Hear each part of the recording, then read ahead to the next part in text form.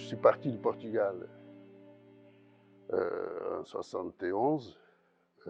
J'étais en deuxième année de médecine. J'étais opposé à la guerre coloniale en Afrique, parce que c'était des colonies portugaises à ce moment-là en Afrique. Et on devait faire un service militaire de 4 ans. Comme j'étais opposé, j'étais plutôt pour l'indépendance des colonies. Donc je suis parti du Portugal, je suis allé au Brésil. Il y avait une partie de ma famille. Et c'est comme ça que j'ai traversé l'océan en bateau, paquebot, pour aller au Brésil. Donc, au Brésil, je ne suis pas resté longtemps puisque j'ai rencontré une Chilienne, une étudiante chilienne qui, à ce moment-là, aussi était au Brésil. Et donc, elle m'a commencé à parler du Chili et des transformations sociales et politiques qui vivaient le Chili à ce moment-là. C'était le temps de l'unité populaire de Salvador Allende. Et donc, une révolution socialiste démocratique, ça m'intéressait. Donc, je dis, on y va. On est partis tous les deux là-bas, à Santiago. Et c'est comme ça, donc, que je suis parti pour rester au Chili. Voilà. On s'est mariés, tout ça. Voilà. Je suis parti pour rester. Donc, au Chili, j'ai participé, hein, parce que j'y allais aussi pour ça. J'ai participé, donc, à certaines luttes, surtout des étudiants. Et puis, comme j'étais en médecine, la santé au niveau des quartiers populaires, etc. Près de Santiago, il y a Santiago. Sauf que, voilà, le coup d'État de Pinochet, que tout le monde s'en souvient maintenant, le 11 septembre 1973, va mettre un coup d'arrêt brutal à ce processus-là, et avec l'instauration d'un régime de terreur. Et donc, quand mes camarades et amis ont commencé à tomber les uns après les autres, je me suis dit que ça pourrait m'arriver. Et donc, comme j'avais une fille de 6 mois au moment du coup d'État, j'ai dit, je ne veux pas, encore si c'était que moi, mais je ne veux pas mettre en danger cet enfant. Je me suis exilé de nouveau, donc, cette fois-ci en France, avec ma femme et ma fille. Donc voilà, là c'était Portugal, Brésil, premier exil, Brésil, Chili, deuxième exil, et troisième exil, Chili, France. Donc en France, on était vraiment bien accueillis, accompagnés par la CIMAD, qui à ce moment-là a fait beaucoup pour les exilés en provenance du Chili. Et cette fois-ci aussi, j'étais venu pour m'installer avec ma famille.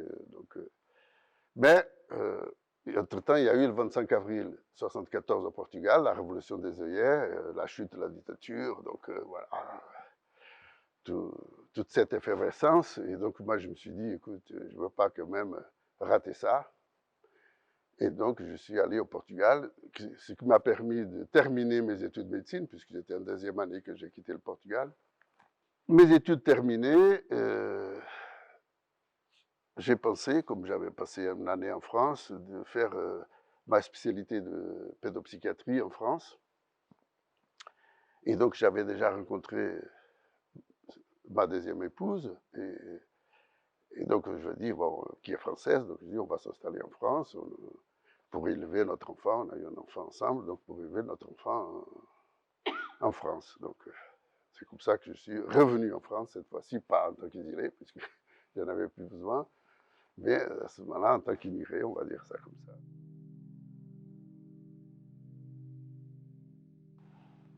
En février 97, il y a eu un projet de loi de Debré, que justement, face à l'immigration, ce projet de loi, il visait à expulser, mais massivement, parce qu'il y a toujours eu des expulsions plus ou moins, mais d'expulser massivement les étrangers, les immigrés en situation régulière. Non seulement les expulser massivement, mais aussi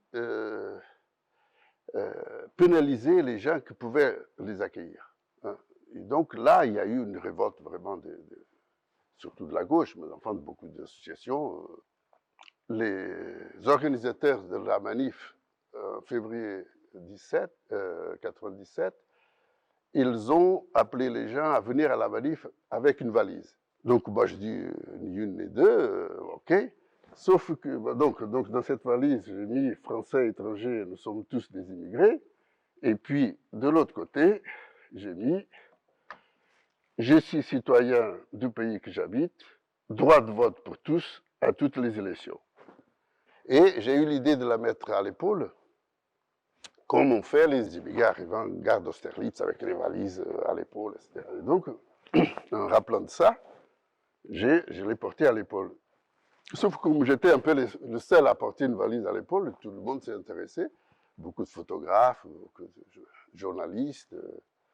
Et donc, ça a eu une répercussion dans la presse, les journaux télévisés et certaines presses, dont même la une d'un journal, l'Union de Reims, par exemple, ça apparaît dans la une des journaux, cette valise, voilà, avec ces inscriptions-là.